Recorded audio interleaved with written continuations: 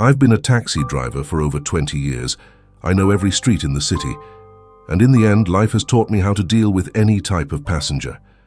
In the last few months, the rides have decreased, and I was not sure how I was going to pay all the bills. Fuel was expensive, and I just thought about how I was going to do it, so I wouldn't lose the car. Then, that night, very late, I was called for a run. The destination was a very badly spoken neighborhood where people said that they never knew what to expect. But honestly, I needed the money, and as usual, I accepted. When I arrived at the address, a woman got into the car. The woman was in her early 30s, well-dressed, but there was something about her that was a little strange. She wasn't the kind of woman you expect to see in a neighborhood like that, you know. She got in a hurry, as if she wanted to avoid any looks, and went straight to the back seat. And without saying goodnight, she gave me the address written on a piece of paper. What caught my attention right away was that she didn't look at me at any time, and I immediately realized that something was wrong. She curled up on the bench, rubbed her hands, and looked at her own arms as if she was expecting something. Maybe I imagined too much, but I got a strange feeling. I tried to focus on the road. The atmosphere was tense, and unintentionally, I started to observe her small gestures in the rearview mirror. She moved her head from side to side as if she were listening to something. I don't know, but it seemed that something bothered her. With each turn, she curled up a little more in the seat, almost as if she wanted to disappear into it. I wondered if she was running away from something, or if she was just a strange woman.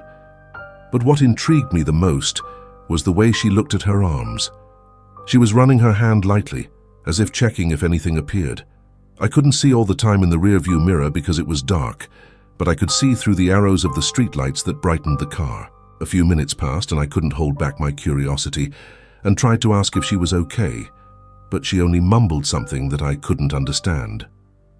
The silence was heavy, and the car continued through the dark streets of the neighborhood, where the lighting was dim and the houses apparently abandoned.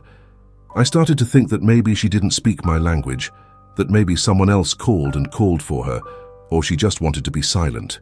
I felt uncomfortable, and it wasn't just because she didn't talk to me or didn't look at me. There was something weird there. Suddenly it seems that even the temperature in the car has become warmer, the air heavier. In one of my quick glances in the rearview mirror, I noticed that she still had her eyes fixed on her arms, and the movements were more frantic. I tried to stay calm, but at some point, she looked directly into the rearview mirror, and for the first time, I saw that look. Man, that look was what gave me a chill that I still shiver today. I can't explain it, but surely no one had ever looked at me like that, a look that caused me anguish and a mixture of sadness. What happened next was something that I still don't quite understand. She began to murmur softly, loose words that I couldn't distinguish, but I could see the dread in her voice. I pretended not to notice. With each word, she seemed to shrink a little more in the seat, as if she were trying to protect herself from something. At one point, I looked at the side mirror to make sure no one was following us, because the tension was so great that it seemed like something was going to explode at any moment.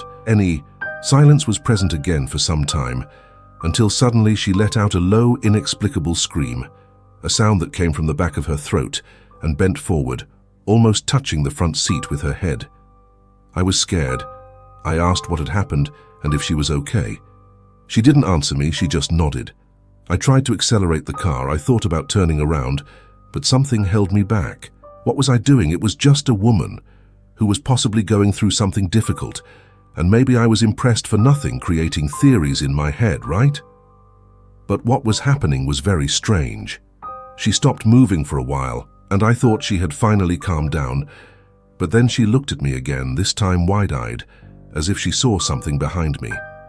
She started talking faster, as if she was repeating something to herself, something like, "No, no, no."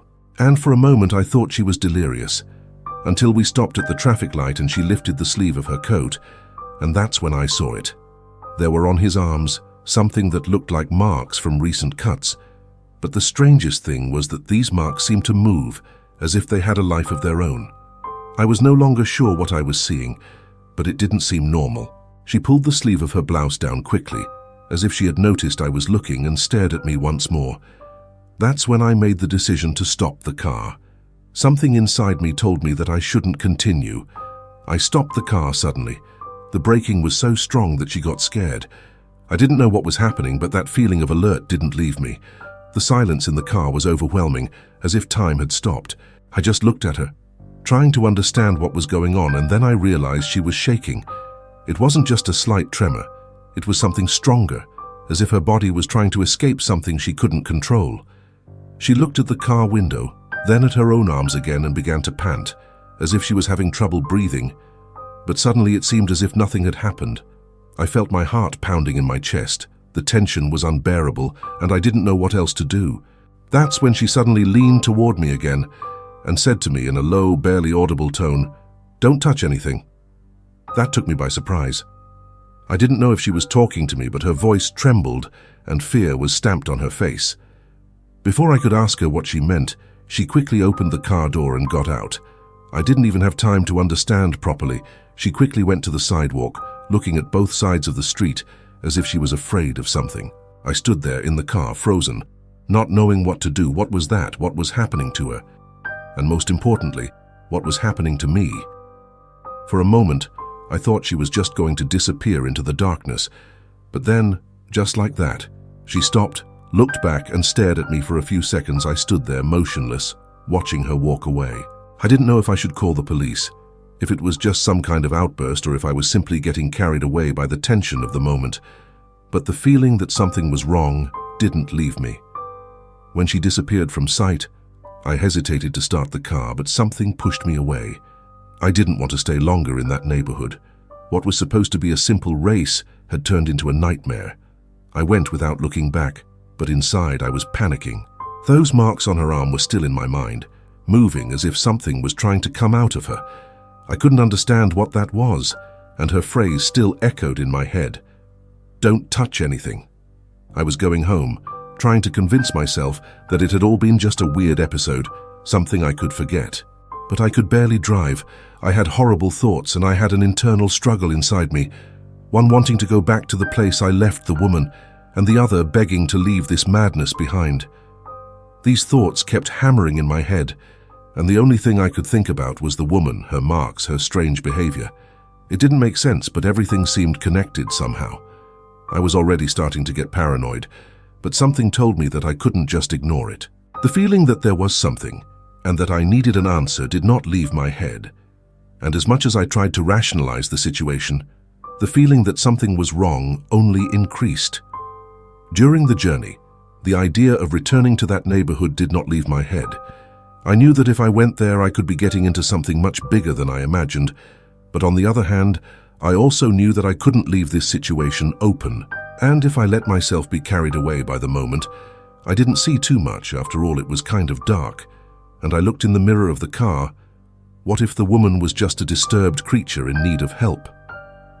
I decided then that I should go back there, if only to understand what was happening. What I felt was not the fear of an ordinary danger, but a strange sensation, as if I had entered something much deeper and more secret than a simple outbreak of a passenger. It was already dawn, and there I was, heading towards the neighborhood where everything happened. I didn't know what awaited me, but something inside me said that the truth was there, and I had to find answers. I must have been too far out of my mind to do that. To this day, I don't know how I had this courage, or if it was a lack of lucidity. I arrived in the neighborhood, but I didn't go straight to the street of the address because I decided to keep a good distance from the place where I had left the woman. I wanted to observe the place calmly. I slowly passed through the streets, looking for any sign that something strange had happened there, but everything seemed normal. I was about to turn into a street when, in the distance, I saw a figure moving. It was a woman, just like the passenger, but something was different.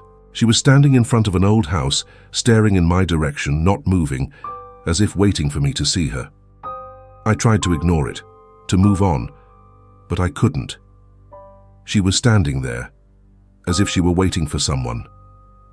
I turned off the engine of the car. My hands were sweating on the steering wheel. Suddenly, she took a step towards me, and fear took over me. I knew I was getting into something dangerous, but at the same time, I couldn't go back. When she was a few meters away from me, she stopped. As soon as she stopped a few meters from the car, My instinct screamed for me to leave, but I couldn't move. My hands were glued to the steering wheel, and my eyes fixed on her figure, standing in the dim light of a streetlight. Something about the way she stood there, motionless, seemed profoundly strange. It was as if it wasn't just one person. It was something more. I tried to stay calm, but sweat was already running down my face. I decided not to get out of the car, but I kept watching, curious and terrified at the same time. It was then that she did something that left me completely paralyzed. She raised her arms gently and began to move her fingers in the air as if she were manipulating something invisible. At first it just seemed strange, but I soon realized that the light on the pole began to flicker, synchronized with her movements. The street, which was already silent, became even more oppressive. There was no wind, no sound of insects, not even the distant noise coming from some house. Everything seemed to have been swallowed up by a void. Then something impossible happened. Her shadow on the ground began to move on its own, stretching and writhing in ways that didn't make sense with the streetlight. I held my breath, watching the shadow grow and take a form that was no longer human. It was something large, irregular, with extremities that stretched and spread across the sidewalk like claws. The woman remained still, but her shadow seemed to take on a life of its own, as if it were a separate creature, something she was controlling or summoning. My whole body trembled. I wanted to start the car, but I was afraid that any movement would catch her attention. That's when something even more disturbing happened. The shadow began to move towards me. She advanced along the asphalt, without noise, without logic, while the woman remained motionless with her arms still raised. I couldn't hold it anymore. I started the car at once and accelerated, taking off so fast that the wheels skidged. In the rearview mirror, I saw the shadow retracting, returning to the woman's feet, while she remained there, the same way she had been from the beginning, looking in the same direction. I never understood what happened there. Since that night, I have never accepted rides to that neighborhood again. And yet sometimes I feel like something is following me. I can't explain it, but whenever I see my own shadow, I get the impression that it's not exactly in sync with me.